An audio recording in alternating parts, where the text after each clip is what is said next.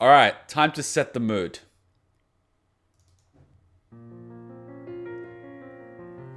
Oh, God, I feel it already. Whew! Two brothers, one was sad. I am beginning to feel the weight of this grimoire. I am beginning to feel the weight of this grimoire. I underestimated the sheer density of this grimoire. I avoided it because reading sucks. I'm lazy. I'm uncultured. I am a swine. I am a peasant, okay? And so I avoid reading like my life depends on it. I will listen to an audiobook. I will watch a video, but I myself will not read. However, this grimoire makes it blatantly clear that text is a much superior medium for making you feel things because it stimulates your imagination more than your visual and just auditory senses. It also engages your imagination and latches onto little emotions that you have in your psyche and your memories. I kind of experienced this when we were reading A2's story in Automata, but I sort of brushed it aside. Even though I need to edit that as its own separate highlight because it is beautiful. It is beautiful. But this book, this grimoire, is heavy. And it's only feeling heavier. I think we got a little bit lucky that we did the red and the black first, because that would have just f***ed us. But we're not even halfway through. And then we've also got this. Mother of God.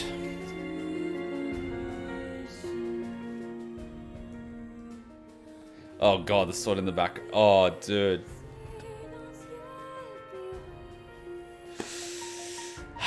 The little princess. Fira. No, wait, we did that.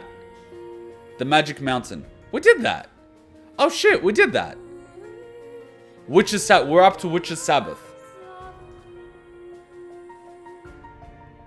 I'm pretty sure has a crisis of faith after meeting Kane at Eri. What? Did you get an erection or something? Jesus, I'm taking shots at priests left, right, and center. I've watched enough ReZero to know that Witch's Sabbath could go either way. Don't cry yet, we haven't even started. But wait! There's more! Hang on to your hats, cause this one's a screamer! God damn. Oh, Witch's Sabbath. Can this stop playing in the background? It's really gonna fuck with it. Oh no! Of course it's this image. Of course. Of course. Of course. No. We learned our lesson last time. We want the same song so we don't get 6 ads per song on Spotify. Spotify is worse than YouTube in this. Definitely worse than YouTube if you try to play it on the phone app. And no, I'm not paying Spotify because if I do, Spotify wins. And I don't want Spotify to win. Here we go. Witch's Sabbath. Oh my god. Does that make Kane a witch? Does that make her one of the witches in ReZero? Because that wouldn't be a bad thing. Whew! Feel fear and terror from the demon-possessed remains. Praise and worship, the karma of overlapping yin and yang. Let me set the music down a little bit so it's not overpowering my voice. It needs to be in the background, not over the top of it. Whew. This one gets intense quickly. Oh, crap. Okay, well, that's going to be my wake-up call. I first heard tell of her in a town I visited toward the end of my pilgrimage. This town, shielded from sunlight in a cloak of white mist, was no stranger to attacks by shades. The Dizidans all lived in fortified tank-like dwellings. The way in which the town was built reminded me of a giant spider's nest and houses eggs. As I do in all the towns I visit, I gather the young people in the square to deliver a sermon on the virtues of tolerance and peace, just as I was commending them for their bravery in facing each day under the threat of shades. One of the youths stood up, scolding. You don't understand anything. Listen, it isn't the shades we're afraid of. There's a worse monster lurking here. That damn shade-possessed woman. As those words left the young man's lips, all gathered let out sighs, and soon an oppressive silence descended upon us. When I became flustered by this, the young man, called Demo, why not Dio, laughed sarcastically, his tone turning more derisive. Do you feel like preaching the value of tolerance to someone like that, huh? Little Miss Do-Gooder? I'm used to people regarding me with Juni-diced eyes for being both of educated mind and attractive build. My ideas of a truly tolerant world may not seem much to the ear of one uneducated and living hand to mouth. I feel personally called out. I realize I've been sneered and belittled throughout my journey by many unenlightened people. But because I realize their ignorance, I can find it within myself to forgive them. At such times, I only smile at them. I never give in to hate or fear. I just continue to try and deliver these less fortunate than I do, such as this Demo. I hear the mere touch of a shade upon the skin causes pain worse than death. I have never met anyone possessed by a shade before, but their suffering must be unimaginable. It brings a tear to my eye to think of it. I can hardly understand how you could treat her with such disdain. When I finished speaking, I was met by dozens of hollow stares. Having learned of the prejudice against this person, I traveled door to door, aggressively collecting information about her. Some of the villagers refused to speak of her, as if she were cursed. But most were more than happy to discuss, and in the process, slander her. Apparently she became possessed the very same day she lost her one relative, her grandmother. Consumed by grief and loneliness, they say she had relations with a shade, which caused half of her body to take on an inhuman shape. She now kills shade and man alike in order to devour their corpses. On the days she is not killing, she tempts men. As I listened to these obviously fabricated rumors, I felt my sympathy for this woman drowning. My desire to shield her from discrimination was sincere. I stopped myself from ranting about anything up until this point, but as soon as they said, on the day she's not killing, she tempts men, this sounds like one of those old wives' tales that people used to say in villages, like, she's a witch. Why? She's a temptress. She charmed my husband. It's like, no, she did not charm your husband. You're just ugly. So, I can understand the women disliking Kane because 1, she's young, 2, she's attractive, 3, hide your kids, hide your husband. And then I can understand the men being stupid enough to believe it and all this other stuff. I mean, yeah, she's violent and she's occasionally raped a corpse, but, who hasn't?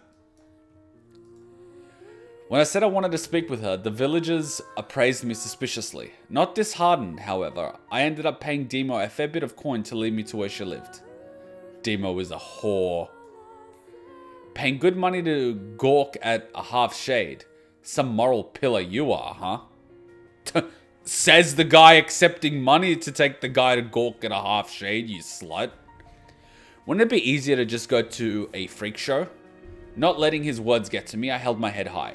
Soon enough, I would have the opportunity to deliver that poor and sorry soul. Around the time the mist began to mask my view of the town in the distance, we came upon an eye clearing. Within it, one of the tank-like buildings I saw in the town stood half collapsed. Its outside walls were red with rust and cracking, full of enormous holes. Wow, I didn't realize that was one of those things. This is it, said Demo, but I could hardly believe anyone could live in such a place. Okay, my heart's already broken. Please stop. You're killing me here. You are fucking killing me here. I rushed toward the house and called out, but got no answer. No one was inside. Peeking in, I caught sight of a right of lovely flowers and what looked like children's drawings scrawled in colourful crayons hanging up on the wall. Feeling deeply reassured, I turned to Demo full of confidence. Look here. Her heart is human enough to value beauty. I have no doubt she is as human as you or I. The moment I'd said that, I heard the sound of many footsteps. The atmosphere became unsettled, and I saw Demo's face pale as the scent of something rancid met our nostrils. Damn, must be shades. Before I could finish speaking, before my eyes, a gracer of blood had erupted from Demo's side. It spread over me like rain. A shade emerged from the thick. Its body encircled what looked like gold-colored rings. The only reason I could not let out a shriek at the sight of its ghastly form was thanks to the rain of blood having already dulled my senses. Joined by 3 or 4 more, the shades circled me, itching closer gradually. With each step, their feet made a wet, hateful sound upon the grass. The mist grown thick choked me and my nose was assaulted by the smell of decay. Would the shades kill me? Or would I suffocate first? As I pondered my fate in some faraway section of my wavering consciousness, my attention was caught by a glimmer in the corner of my eye. The next thing I heard was a roar of wind and the sound of soft meat being sliced. That's one way to describe it. It hadn't taken a second. Before I could even blink, the shades, still screaming, had been cut into pieces. Rubbing my eyes, I saw a woman standing with 2 large swords in either hand. She was wearing a tawdry costume that exposed her shapely form to the elements. She wore a smile on her face that seemed to extend from ear to ear. That sounds creepy. How the hell did you like that, huh? You goddamn shit eaters. I'm not gonna stop chopping until I've diced you into a fucking mist. I could hardly believe the words that were spilling happily from her open mouth. Her sharp eyes seemed to burn red, and her clothes, wet with blood, glistened as they clung suggestively to her body. Oh Lord, please guide me from these temptations. I don't know. Kind of sounds hot in this scene. This was the poor soul that had been possessed by a shade. It sounds like she's been possessed by a slug. Forgetting the fear I'd held for my life, I stood agape, staring at this woman who could not be further from the image I had of her.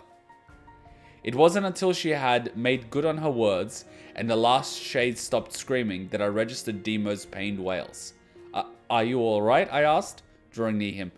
You saw that, right? He gasped at me. She's as bad as those monsters. She kills the shades even though she's one herself. And she has fun doing it too. She gets off on it.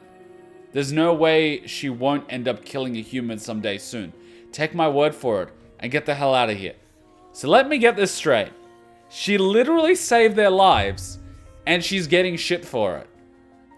Why is she saving their lives? I mean, at this point, fuck it.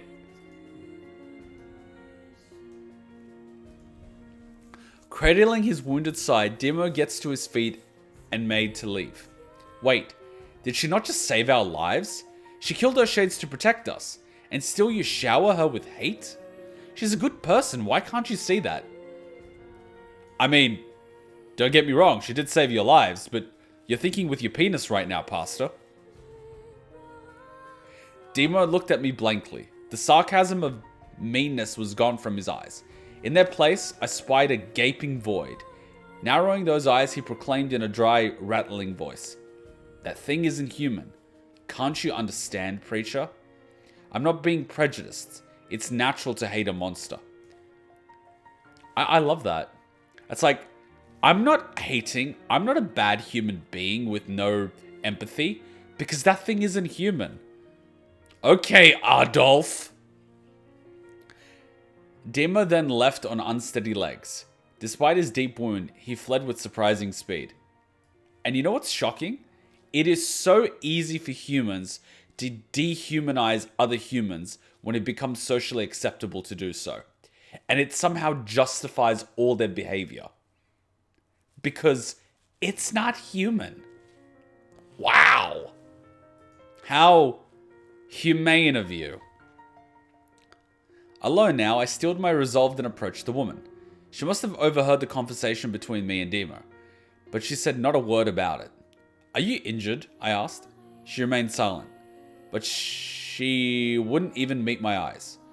I saw blood running down her inner thigh and removed my scarf.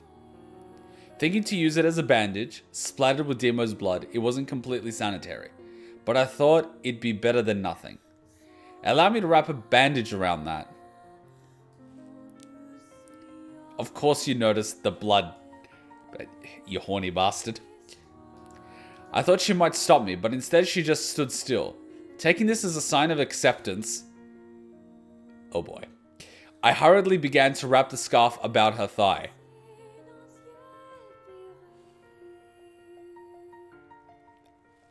Okay. I noticed each time my fingers brushed her leg, she gave a little jump. And that struck me as so human, so girlish. I couldn't help but smile.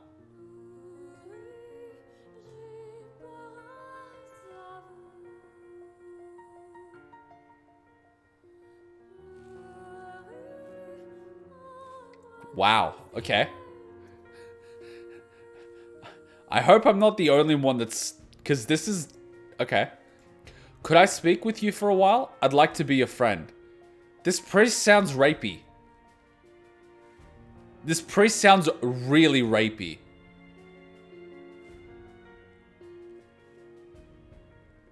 I'm getting rape vibes here.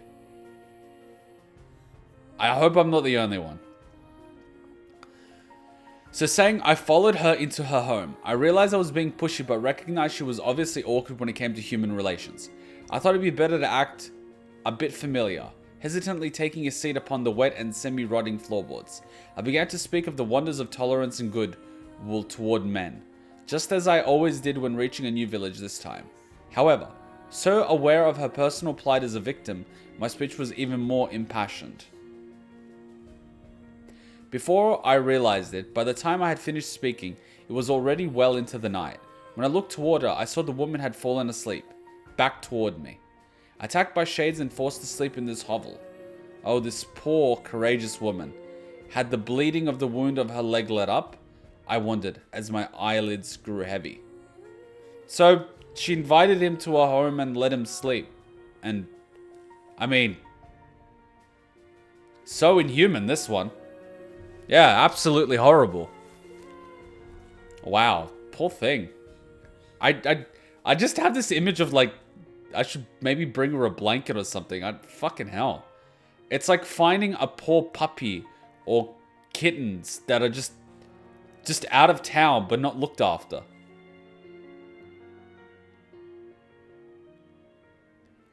This reminds me, I used to walk, and this won't be long, I used to walk when I moved schools after, being in the West and had to move after that whole, thing with the pipe.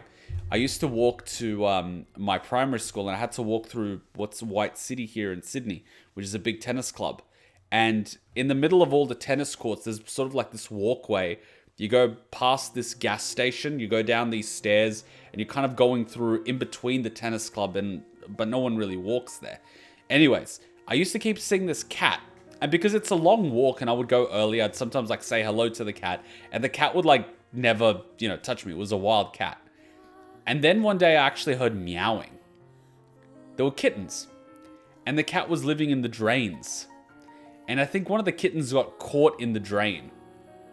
You know how there's like drain openings that are sometimes too thin for the big cat to get in, but the little cats can get in because they're small? I think the little cat basically crawled in like through this small pipe because it's a little cat, right? It crawled in, it got stuck. The mother cat couldn't actually get it in to grab the kitten, but because the railing on the top is removable, humans can get in, but cats can't. But I could only hear them meowing. I couldn't actually find the cat. So I spent, I don't know, maybe an hour or something trying to figure out where the fuck the cat is. Eventually, after pulling up all the railings and probably a few bricks, which I wasn't supposed to, but fuck the local government, they can fix it another time, I ended up finding the cat. Poor little thing was like shitting itself. Luckily I was doing tennis at the time, so I could put it on the tennis racket. Poor little thing was pissed itself, shit itself. Like, it was terrified. And of course, it's a wild cat. The mother cat was wild, all that. And I managed to sort of get the cat back to its mother. And then, you know, I went to school, and then I came back. I went to school, I went back. And I was like walking past that place for like over a year or something.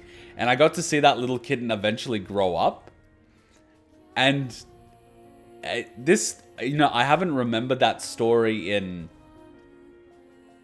ever. And this fucking brings back that memory. It's so fucking sad.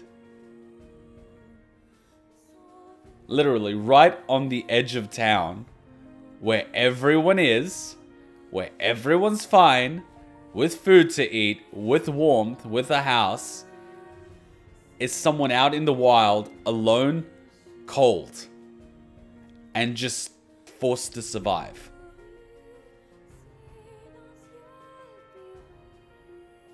It's just, it hits you hard. It fucking hits you hard.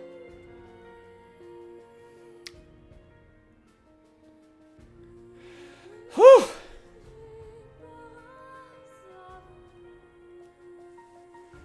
Let me have a little bit of coffee. It's less dense than this story.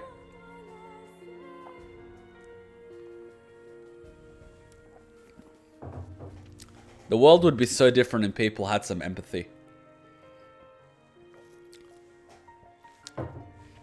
I have the sneaking suspicion that sociopathy is a lot more widespread than we realize. Because humans are acting very fucking inhumane. Oof. I don't know how long I slept, but I awoke from the coldness of night of the night air piercing my skin. It was still quiet and dark outside, and the sun had not yet risen. When I looked to my side, the sleeping form of the woman was no longer there.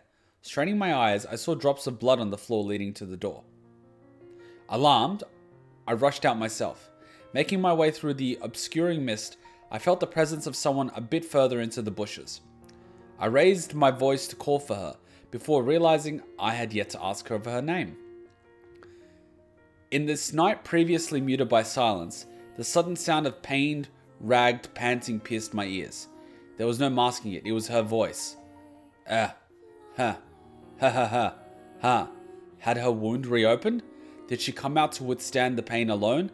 Needing to know, I stepped forward. Are you all right? Can I redress your wound? The mists lightened enough for me to see her form. I gave a sharp gasp once I had. She was really possessed. The left half of her body swelled with unfathomable darkness, peculiar lumps circulating within it. It seemed as if another creature with its own will separated from the rest of her. She had noticed me by then, so I did my best not to look disturbed, repeating, "All men are brothers," in my mind like a prayer. I showed her a smile, but her gaze was turned downward. I followed it. My eyes were pulled towards what she had in her demonic left hand. The moment I comprehended what it was, all the hairs on my body were standing on end. What she held in her hand was a large, enormous male member. Yet it was hers.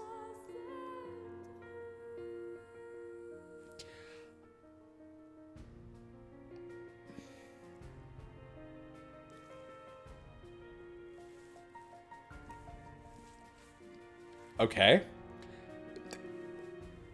I sincerely hope she wasn't doing what I thought she was doing. Okay. Upon the swarthy organ there was littered many veins, which I could even clearly see throbbing. Okay, come on. Was that necessary?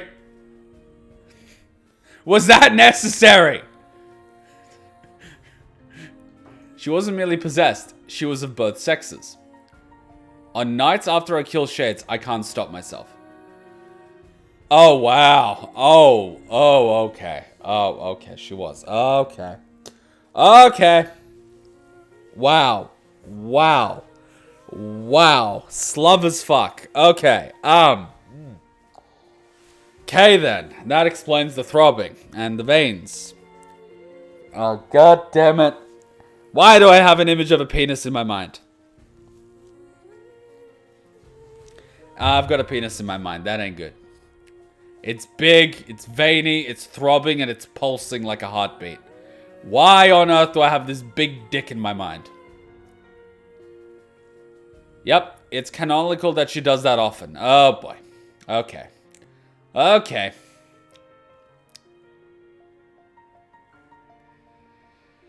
Well, I mean, we're just lucky she didn't get a hard-on every time we were in combat.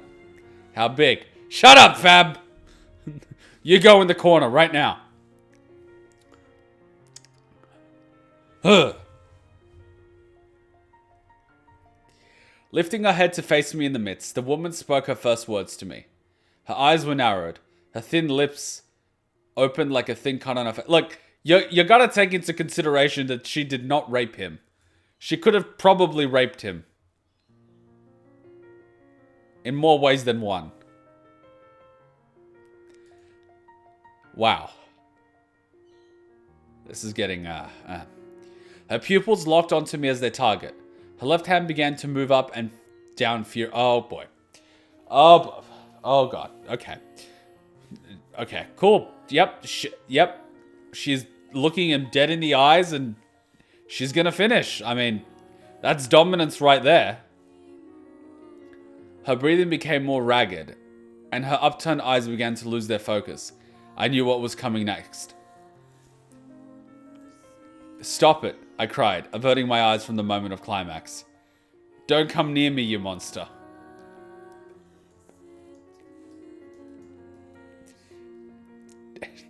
Why do I have this image of it, like, projecting onto him, and it's, like, all over him? It's like, ah! Lord Jesus, help me. I've been jizzed on. Jeez. As I scrambled, frenziedly aware, her shrieking voice seemed to pursue me. It was an ear-splitting wail that seemed to be both laughing and crying. Scared? I'm scared. Disgusting. Revolting. Hateful. I hate you. Disgusting. Revolting. I can't understand. I don't want to understand. Disgusting. I'm scared.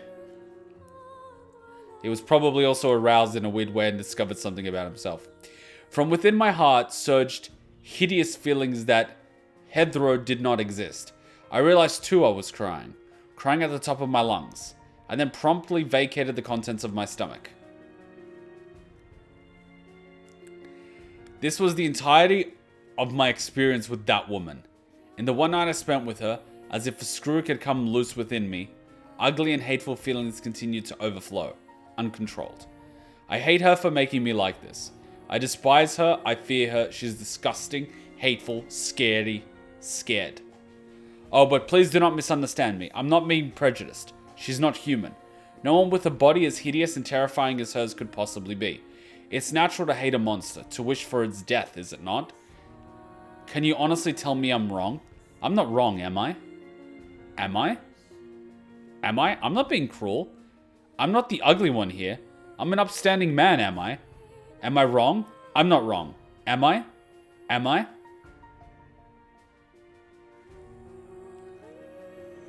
Wow! She goes out to the woods where no one is around to take care of her business. And then the preacher tries to justify it. Oh, so when you were tying the tie around her thigh and she was giggling like a little schoolgirl, it's okay. Even though she's socially awkward and you sleep over at her place, that's fine. You know, that's okay. But then you see something and then you're like, oh my god, you inhuman monster. Excuse me, Mr. Pedo Priest. Probably another reason she didn't want NieR to sleep near her. I could see that. Particularly if she was attracted to him in any way. Wouldn't want to wake up in the morning with that. You know? I mean, when I wake up in the morning like that and the girl's like, what the fuck? I'm like, hey, take it as a compliment. Morning wood. Aiming is like impossible. I apologize, ladies, but you do not understand the difficulties of aiming something that does not want to aim. It just goes everywhere. You have to learn how to aim. It's a reason why it's just easier to take showers in the morning. With the amount of time it would take you to try to aim that damn thing, you might as well just take a shower. She would go into the woods at night where no one could find her. And she couldn't accidentally hurt someone.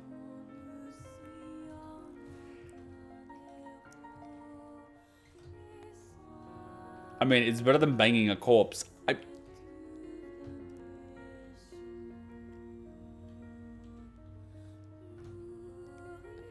I could see that Kaine has at some age associated the slaughter of shades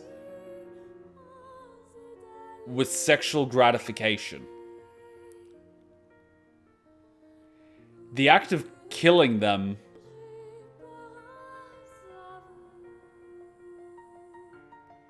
turns her on. And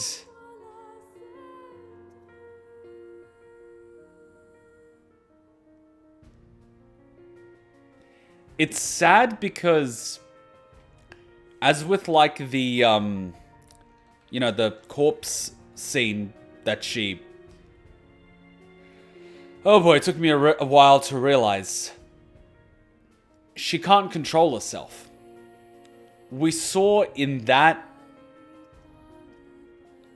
audiobook that she lost herself to a frenzy. Mind you, I'm saying this impartially. And she couldn't control herself. It was just pure raw instinct, emotion, adrenaline, testosterone, all of that. And it's sad because she loses herself to this impulse. And then she goes and is saddened and questions, why am I doing this? Because we see when it comes to rational decisions, she kills a shade but saves a person. And then she doesn't mind having people around. But she, unfortunately, ends up pushing them away. And, she tries to control her impulse and remove herself from the people. But due to circumstance, they end up finding out and, run for the hills. It's really sad because it's of no choice of her own that, one, she was born this way, but also, two, that she ended up this way. Because ever since she was a kid, she was picked on. So she didn't even have the opportunity to integrate within the society and sort of develop emotionally, psychologically, and socially. She was always an outcast. And she had her grandmother, and that was fortunately enough. But she lost her grandmother. And as you get older, she had to face all these chemicals, all these impulses, alone.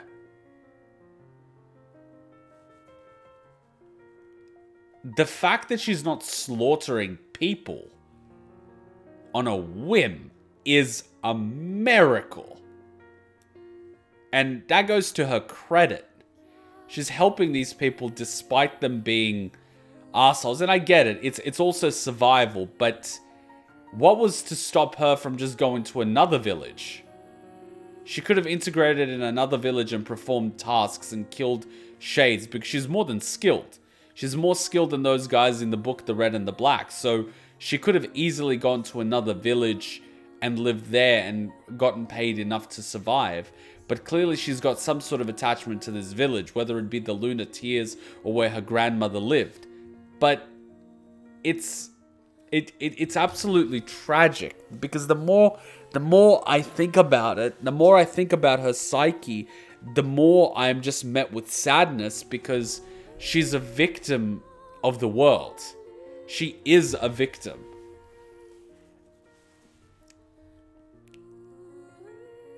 It is so fucking sad.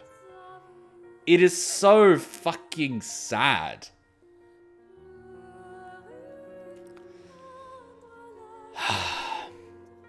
I don't think the human heart is worthy of trust, where they can't let go of war, draw borders between neighboring countries, seek to become richer than others, find joy in defeating others at sports, and choose someone of the opposite gender based on their appearance. Yoko Taro. It goes back to what I said a little bit ago, where I said sociopathy is probably more widespread than we realize because there's so little empathy within society. But I also found how convenient empathy is for people. You see, one of my main problems with religion is that I grew up around religious people. And what got me was the hypocrisy. They would preach peace, tolerance, understanding, forgiveness, but then they would discriminate. And being the inquisitive little creature that I am, I'd like to work out why. How does it make sense? And then it always comes to, oh, we're flawed. I'm like, well, that's such a nice excuse. We're flawed, so we're going to make mistakes, and it's fine as long as we say sorry. You know? It's like, oh, okay. But when I digged it more on a human level rather than a theological level, I found out that most people like to use that excuse. They'll do what's good when it benefits them. They'll treat people nicely when they like them. But if they don't, they'll justify it as, well, I'm human. It's selective empathy. They'll feel empathy for people that they want to feel empathy for, but they'll willfully ignore others. They'll help their local communities and donate, to the sports team. And do not get me wrong, I'm not talking against this. I'm all for it. Donate to their local sports teams, local communities, local church, all that sort of stuff. Make it bigger, make it grander, have a bigger cross. But they'll willfully ignore the homeless person on the side of the street on their way to church. They'll put the money in the church collection basket for their community, but they'll let the guy living on the street go hungry. Selective empathy. And don't get me started on ignoring people in other countries and other cultures. Fuck me. And then at the same time, those people would talk about how different, and I say the word different because it's such a lovely word, isn't it? How different other people and other religions and other cultures and other, people are. Almost as if you're ignoring everything in your own theology that says not to judge others, not to talk about others. Selective empathy, am I right? And then he'll be like, oh, but I'm human and I'm flawed. But I'm still a good person. And I came to the realization that, no, you're not.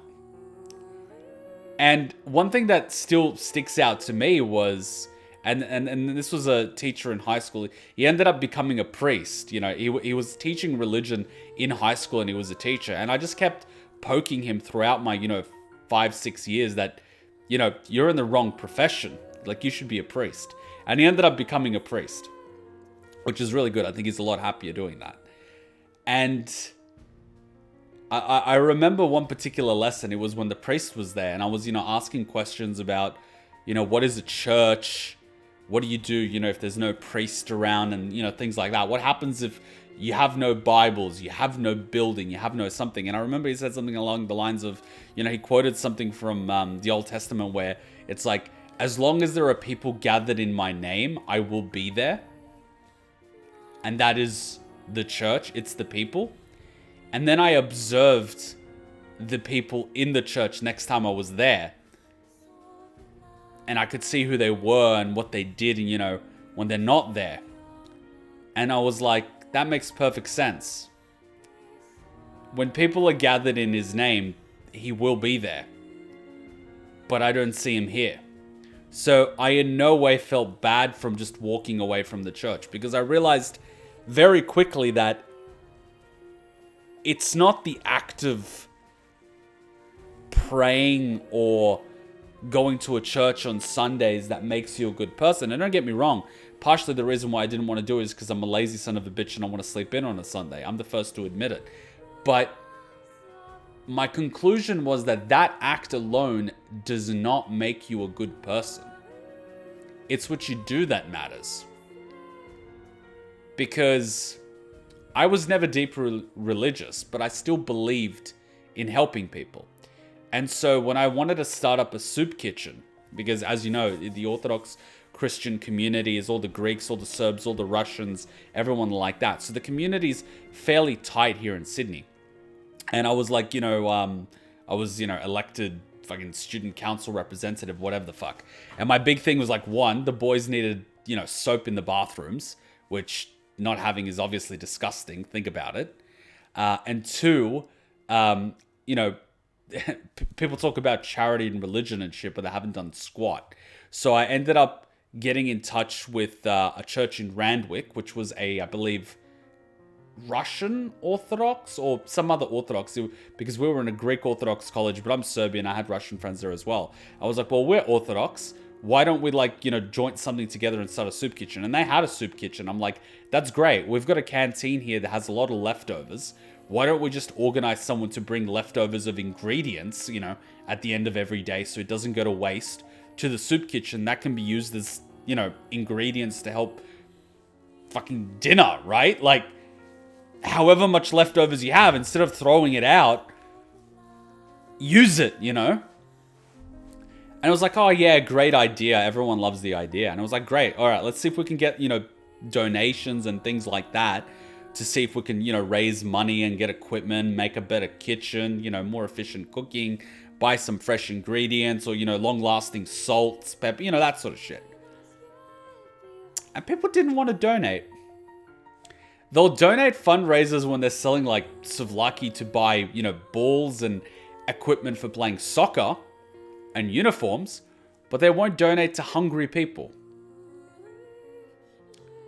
And this was in a private school, mind you. None of them were struggling. Their parents all had fairly new cars, some of them every year. They were in decent occupations, and they had the money to pay 10, 12 grand a year for private education to their kids. They were all wearing suits and whatever the fudge. But when it came to donating to people that were hungry, they didn't want to. But as soon as it was a fundraiser to buy sports equipment, they were all over that shit. As soon as there was a fundraiser with, like a prize thing where they could win chocolate or expensive whatever the fuck, they'll donate to show off how much they care because there's something they could get from it. But as soon as it came to helping someone where they might not even see them or no one might even see that they're helping, something that's really advocated for in the Bible and by, Jesus himself, he talks about how doing things when no one watching is what really pleases God, not doing it in public. That's pridefulness. They didn't want to do it. And it was basically at that point that I just did a 180 turn from that community because there was no godliness there. It was absent. It was the exact opposite. It was pridefulness. It was, I'm good because I go to a church once a week. And that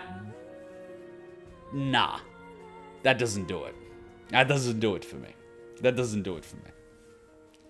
And I think I said that once during a class or something. I refused to go to a church thing. It was mandatory, but and they were like, oh, your parents will get called. And I was in a class and there was this teacher, she was teaching business, but she was very religious and she was very switched on. And she does that logical thing of publicly shaming you and debating you in order to break your will. And it was kind of like one of those discussions that she had. And she was, talking about church and whatnot. And I basically used that quote. It was like, well, God basically says those gathered in his name and he will be there. But in that church, he's not there. And then she was like, what are you talking about? And then I basically laid out flat the hypocrisy. And I think I used that example. And she sort of lost her shit. People don't like being called out. I didn't care. I did not care. I made my point. She tried to publicly shame me to break my resolve. And I showed her that I don't break. And it was sort of at that time that I started looking for alternate philosophy beyond simply, Orthodox Christianity.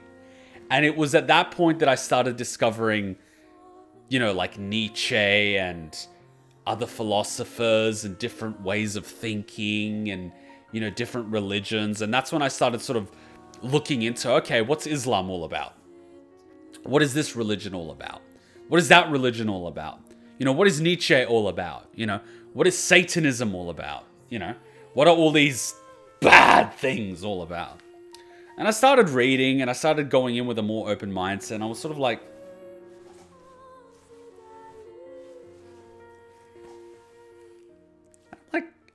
you're all the same pieces of shit.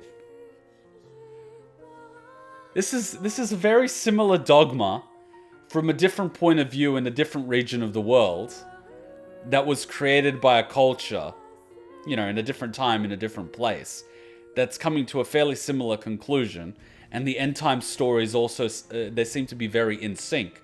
But I find it very interesting how, just like this religion, you've also been weaponized in the name of killing innocents. Okay. Another group of hypocrites here, another group of hypocrites there. And then I got a copy of the Satanic Bible, and I was like, all right, let's see what this shit's all about. And I read it, and it was all like, just do what makes you happy. It was almost like the Machiavellian's Little Prince book, where it was like a guide to get ahead, right? And I was like, okay, well, you're morally bankrupt, and you're pretty much, telling people to be heathens and do what makes them happy. But you're not really saying anything new. You're just reinforcing it. So you're doing the same thing religion does. You're telling people that what they're doing is the right thing to do. So really, you're just another, bunch of hypocrites. And then I started researching into the Satanic Church within the US. I was like, all right, let's see what this shit's all about. And then, I was listening to metal bands and reading Marilyn Manson's autobiography and all that stuff. So I was very open-minded at this point. And of course, my school didn't like that. At one point, I was even dubbed Antichrist. It's like, yeah, I don't read the Bible and I know more about religion than you guys do. What does that say about you? And so I was reading it and then I found out about, I think his name was Anton LaVey or whatever the hell. And he was the guy that founded the Satanic Church in America. And he was all about, drugs, sex, rock and roll, piss on the Bible, that sort of thing. And I'm sort of like, now you're just being a little bit childish, You think God really gives a shit if you piss on a piece of paper? Like, that's not how he functions. In the Old Testament, he literally disemboweled people. They go to take a shit and their internal organs come out, which can actually happen to humans, believe it or not. But he actually did that to someone that said something about him. It was like, trust me, if God gave a shit, you wouldn't be around. Anyway, and so I was reading this account from him on his deathbed. And he was always about, yeah, fuck this, if there's a hell, I want to go there. And apparently on his deathbed, he was like, no, this is not how it's supposed to be. It's cold. It's dark. It's lonely. And then he cried out, I think it was to his girlfriend or his wife or something. And he was holding his hand. And I'm sort of like, that's so interesting. You were so filled with resolve. You were so cold, so hard. But in your final moments, you're so vulnerable like a child, filled with fear. And I love that quote. It's like in their final moments, people really show you who they are. All the fear, all the humanity really comes out. And I'm sort of like, this is really interesting. All these people are just finding their different philosophy to justify what they do. Not so much change them, but to justify what they do so they see themselves as the good guy. And then I could see that a lot of people cling to religion, and, I've sort of called out my cousin and whatnot for that. They cling to religion because they want to see themselves as good. Yet there's so much hypocrisy. Like, I'll give you an example. And I like my uncle, but I really prodded him. And I'm the black sheep of the family. But it's like, oh, you got to be good, you got to go to church, you got to do that. And then we're at a store. And we get too much change. And this is when I was like a little kid or something. I'm like, oh, we got too much change. And it's like, oh, don't tell them, it's fine. And I'm sort of like, you know what I mean? And I was a little kid. And I was sort of like, huh. And I still remember it because, logically it makes sense. You get extra change, whoop-de-fucking-do. But now as an adult, I rationalize If that happens at, say, a McDonald's, which is a multi-billion-dollar company that doesn't care, pays zero taxes, I don't care. But if something like that happens and it's a small business owner, a mum and pop stand that literally rely on this to put their kids through school, you know, put food on the table and that sort of stuff, it would definitely rub me the wrong way. Some people are probably going to say that's, you know, right is right, wrong is wrong, but I like to think of it as a spectrum. In that case, that would be really, really wrong, because who you're taking that money from, which was a mistake, is from these people, as opposed to a nameless, faceless, multi-billion-dollar organization that doesn't give a crap about people. In that case, I would turn a blind eye. I would not care. Like, if I got, you know, if I went to McDonald's, right, and I was paying with cash, and I gave them, like, I don't know, a 10, and for change they gave me a 20, and it's money coming out of a multi-billion-dollar corporation, I would not care. I would just like, thank you, and I'd walk away. But if it was a mum and dad pop shop, I'd be like, oh no, you gave me too much. But it was the fact that he justified it. That's what really stood out to me. And it was like, oh, you know, you should do the right thing because it's the right thing. Except when something advantageous happens to you. In that point, do what's good for you. So you'll preach godliness because it's to your benefit, right? Because if everyone's nice and forgiving and non-prejudiced, you're better off. But when you get the advantage, you're not going to give it away. Huh.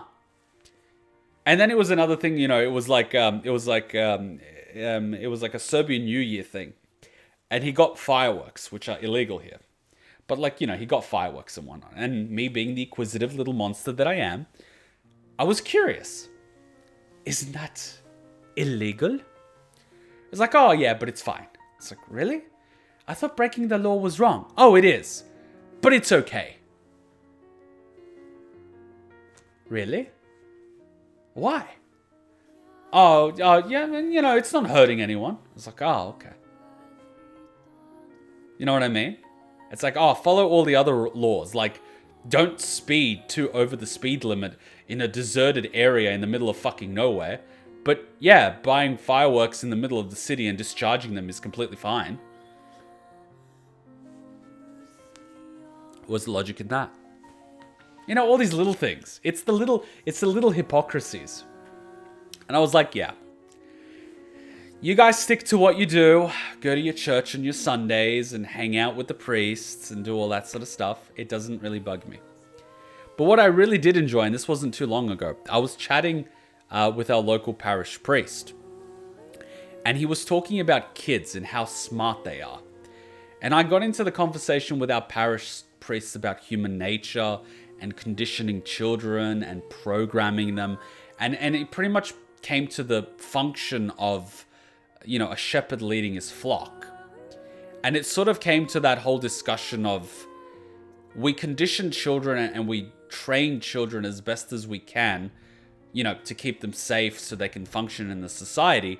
Is this no different from how religion used to function back in the day before we had, you know, internet and global resources and whatnot in order to sustain a population and a people? Let's face it, right?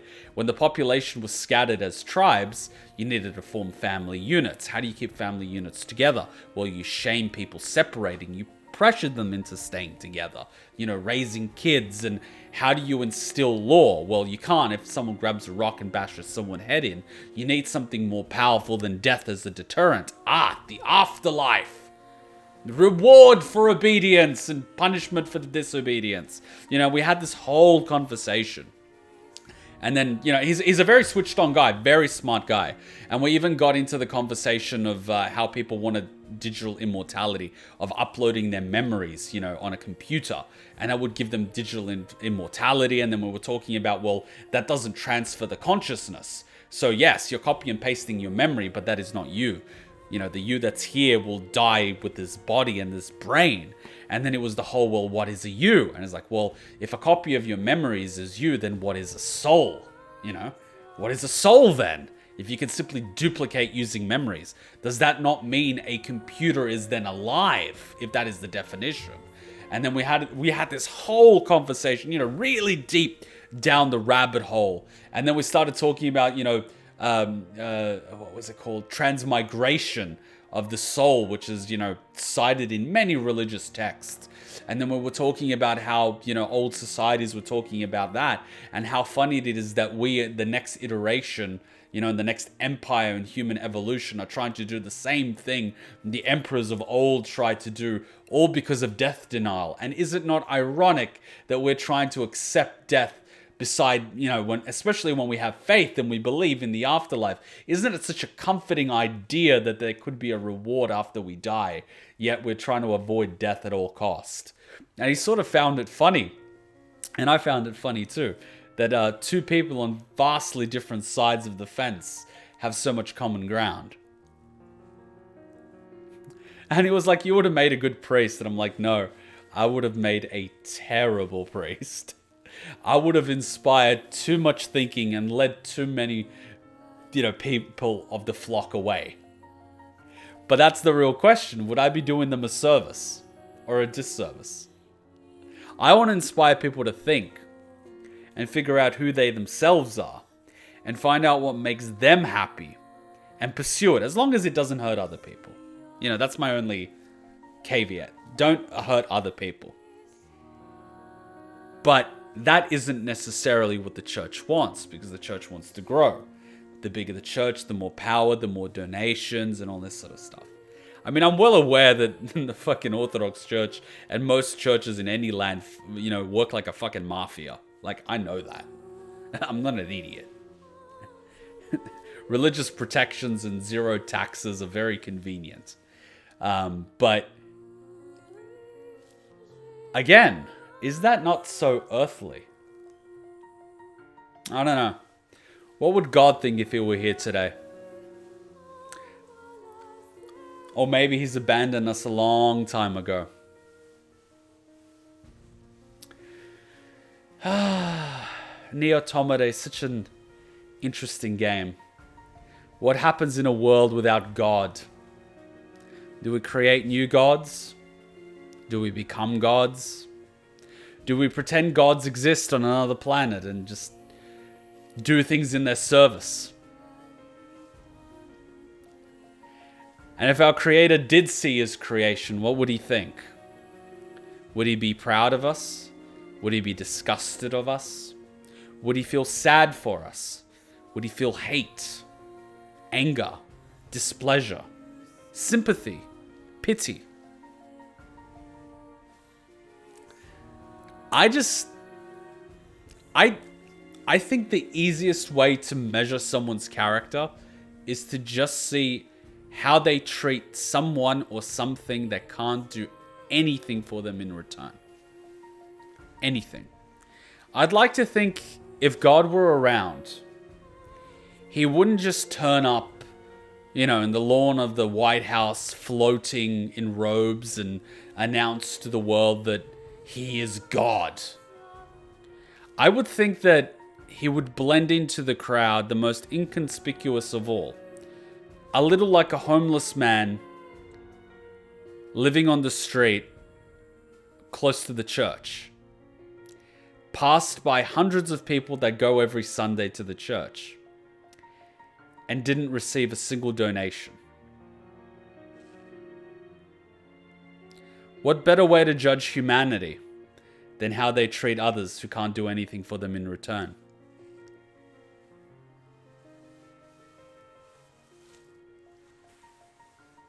Makes you think.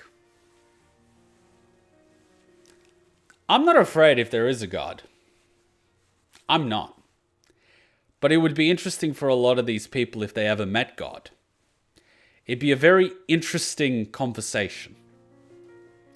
Because he would have all the power.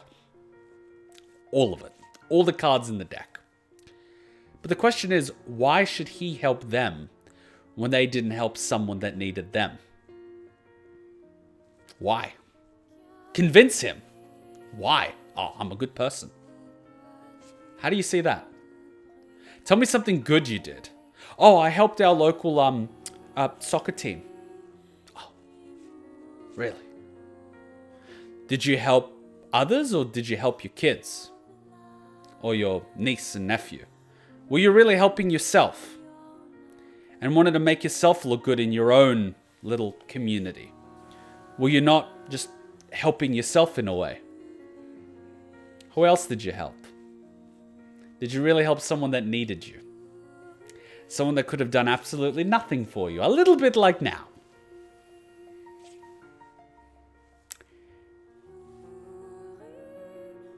Little acts of kindness, little acts of random kindness to strangers can go a long way. Because you never know what kind of day they're having. They could be having the worst day in their life. And that random act of kindness could be the tipping point that makes everything better. I remember there was a story of someone that jumped off a bridge. I think it was like Manhattan Bridge or another bridge or the Golden Gate Bridge. It's some iconic bridge. I can't remember the name. And the man jumped and drowned. And then they found out who it was and they found a suicide note. And it read, "I am going to walk across the bridge today. If a single person smiles at me, I won't jump."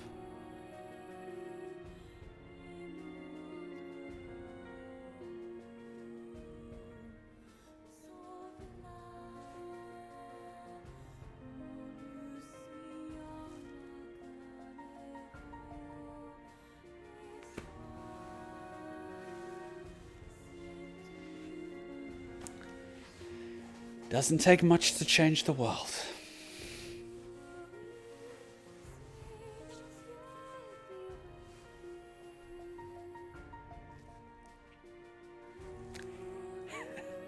Let's take a 3-minute break, recharge a coffee, and go into The Little Mermaid.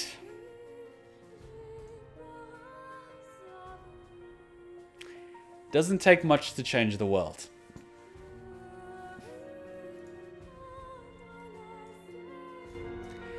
Woo! Damn it, Yoko Taro! 3-minute break. Vice, you dumbass! Start making sense, you rotten book, or you're gonna be sorry! Maybe I'll rip your pages out one by one, or maybe I'll put you in the goddamn furnace! How can someone with such a big smart brain get hypnotized like a little bitch, huh? Oh, Shadow Lord, I love you, Shadow Lord! Come over here and give Vice a big sloppy kiss, Shadow Lord! Now pull your head out of your goddamn ass and start fucking helping us!